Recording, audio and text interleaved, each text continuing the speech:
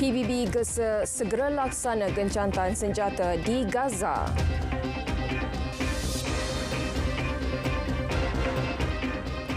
Assalamualaikum, salam Malaysia Madani. Anda bersama saya Budi Tawan Wan Hanafi dalam Dunia 10. Setiausaha Agung PBB Antonio Guterres sekali lagi menggesa gencatan senjata kemanusiaan segera dilaksanakan di Gaza. Demikian tegas Guterres pada sidang media di New York, Amerika Syarikat. Langkah itu perlu dibuat segera untuk memastikan bantuan dapat sampai kepada mereka yang memerlukan. Katanya tiada apa yang boleh membenarkan hukuman kolektif terhadap rakyat Palestin.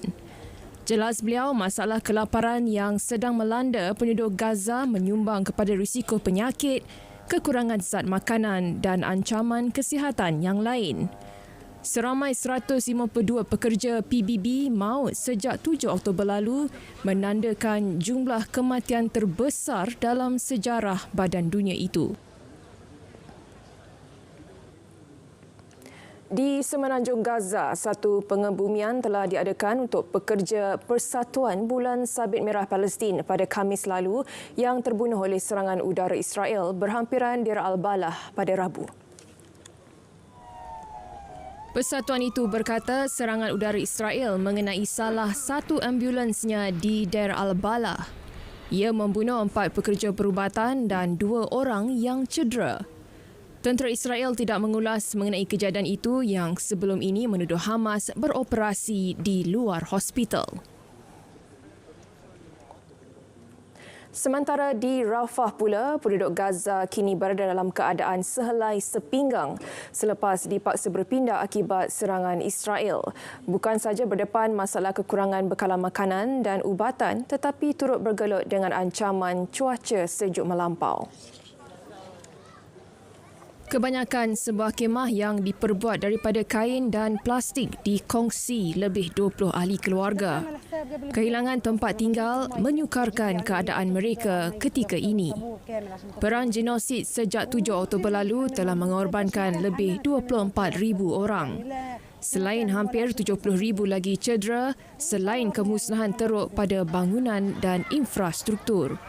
Seramai 1.9 juta orang atau hampir 85% daripada jumlah penduduk Gaza dianggarkan hilang tempat tinggal.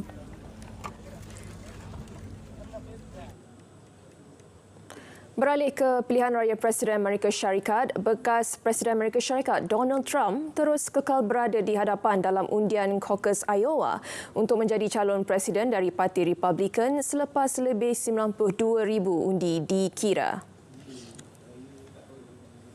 Keputusan pada malam Isnin menunjukkan bahawa Trump telah menerima 51% undi menurut keputusan daripada Parti Republikan Iowa. Governor Florida Ron DeSantis di tempat kedua dengan 21% undi dan bekas Duta Amerika Syarikat ke Pertubuhan Bangsa-Bangsa Bersatu PBB Nikki Haley di tempat ketiga dengan 19% undi. Caucus Republikan diadakan di 1,600 pusat mengundi di seluruh Iowa. Dalam pada itu, calon presiden dari Parti Republikan, Vivek Ramaswamy mengesahkan beliau menarik diri daripada pilihan raya Presiden Amerika Syarikat dan menyokong bekas Presiden Donald Trump. Beliau berkata demikian di ibu pejabatnya di Des Moines, Iowa. Ini berikutan keputusan undian Caucus Iowa untuk calon Republikan dalam pilihan raya presiden yang akan datang. Ketika Trump selesa mendahului dengan 51% undi semasa pengiraan hampir selesai, Ramaswamy yang mendapat 7% undi menyuarakan sokongan terhadap rakan Republikan itu. Ditanya sama ada beliau akan menjadi naib Presiden Trump jika menang, Ramaswamy berkata beliau akan melakukan apa sahaja yang betul untuk negara.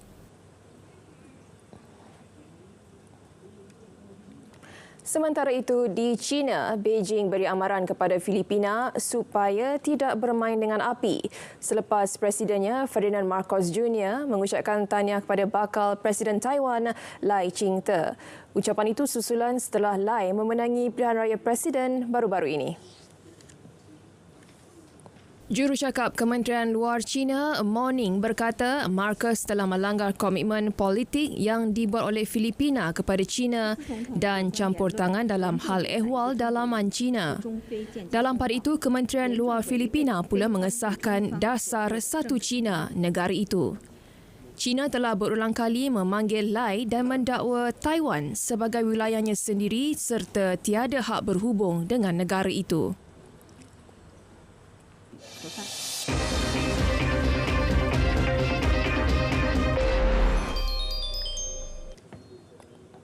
Datuk Bandar Voronezh di selatan Rusia mengisytiharkan darurat hari ini berikutan serangan dron dilancarkan Ukraine. Datuk Bandar Vadim Kristenin berkata serangan itu yang merosakkan beberapa bangunan dan mencederakan seorang kanak-kanak. Laman berita tempatan menyiarkan video kebakaran berlaku pada bahagian atas blok Pangsa Puri di Voronezh. Dalam pada itu, Kementerian Pertahanan Rusia berkata pihaknya berjaya memusnahkan 5 drone dan memintas 3 yang lain termasuk 4 di Belgorod semalam. Voronezh mempunyai lebih daripada 1 juta orang penduduk dan terletak kira-kira 250 km dari sempadan dengan Ukraine. Rusia mempunyai pangkalan udara berhampiran bandar itu di mana beberapa pengebom Sukhoi berpusat untuk membalas serangan udara daripada Ukraine. Pemimpin Korea Utara Kim Jong-un menggelar Korea Selatan sebagai negara paling bermusuhan dan memberi amaran negaranya tidak mengelakkan peperangan sekiranya ia berlaku. Kenyataan Kim itu dikeluarkan stesen televisyen milik Kerajaan Korea Utara hari ini. Dalam ucapannya kepada Perhimpunan Agung Rakyat SPA semalam, Kim berkata beliau telah membuat kesimpulan negaranya dengan Korea Selatan tidak mungkin akan bersatu. Tambah Kim, perlembagaan perlu dipindah untuk mendidik rakyatnya bahawa Korea Selatan adalah musuh utama dan menyifatkan Korea Utara berasingan daripada Korea Selatan. Kim turut menggesa Pyongyang untuk meminda perlembagaan itu ketika ketegangan semakin memuncak di semenanjung Korea baru-baru ini. Di New Delhi, India, perkhidmatan penerbangan dan keretapi tergendala 2 hari berturut-turut susulan kabus tebal dan cuaca sejuk. Lebih 100 penerbangan terpaksa ditangguhkan namun operasi penerbangan telah disambung secara berperingkat hari ini. Menurut laman web penerbangan Flight Radar 24, sekurang-kurangnya 56 penerbangan terpaksa dibatalkan. Pejabat cuaca negara itu telah meramalkan kabus tebal dan gelombang sejuk berlarutan sehingga esok. Lapangan terbang antarabangsa Indira Gandhi tidak beroperasi menyebabkan kelewatan besar-besaran di lapangan terbang seluruh negara. Situasi ini juga menimbulkan kemarahan sehingga menyebabkan kekicauan di kalangan penumpang. Manakala di Prague, seekor badak pigmi jantan yang jarang ditemui di zoo bakal menemui pengunjung bagi tontonan umum. Badak pigmi jantan dianggap sebagai kehidupan yang berharga dalam usaha pemeliharaan spesies terancam. Dilahirkan pada Disember, badak pigmi berasal dari paya dan hutan hujan di barat Afrika dan dianggarkan hanya kira-kira 2,500 yang masih hidup. Pembiakan mereka dalam kurungan telah sukar kerana disebabkan oleh kekurangan spesies jantan.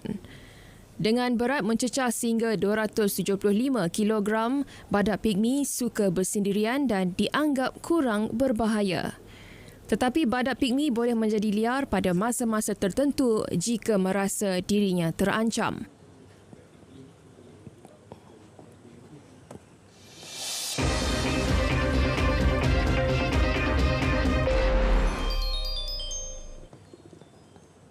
Aksi Piala Asia 2023 di Qatar, Jordan lebih kuat daripada yang dijangka.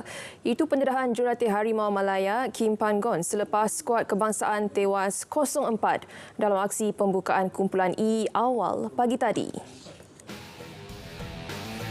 Menurut beliau, pemain Jordan mempunyai kelebihan terutama berkaitan aspek fizikal dan teknikal berbanding pasukan bimbingannya pada pertembungan itu.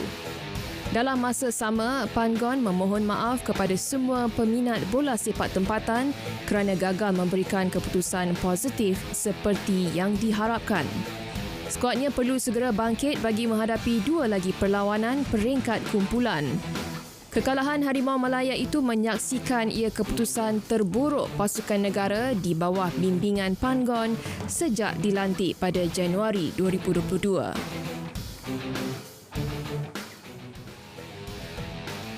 Sementara itu, aksi lain kumpulan D menyaksikan Iraq membuka saingan dengan membenam Indonesia 3-1 di Stadium Ahmad bin Ali. Skuad bimbingan Shin Tae-yong terlebih dahulu dikejutkan dengan gol pembukaan Mohanad Ali pada minit ke-17. Indonesia bangkit menyamakan kedudukan hasil jaringan Marcelino Ferdinand pada minit ke-37, namun Iraq berjaya menutup babak pertama dengan kedudukan 2-1 hasil jaringan Osama Rashid. Skuad kendalian Jesus Casas turut mengasak pintu gol Indonesia sebelum berhasil mendapatkan gol kemenangan pada minit ke-75 menerusi pemain gantian Emin Hussein. Kemenangan itu membolehkan juara edisi 2007 itu berada di tangga kedua kumpulan di belakang Jepun yang memiliki kelebihan gol. Bintang bola sepak Argentina Lionel Messi dinobatkan sebagai pemain terbaik FIFA manakala pemain Barcelona Aitana Bonmati mengungguli kategori wanita pada Majlis Anugerah FIFA 2023 di London.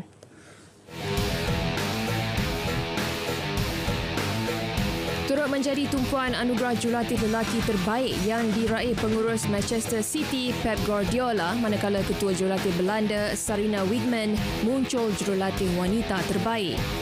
Dalam pada itu, penjaga gol lelaki terbaik dianugerahkan kepada pemain Manchester City, Ederson.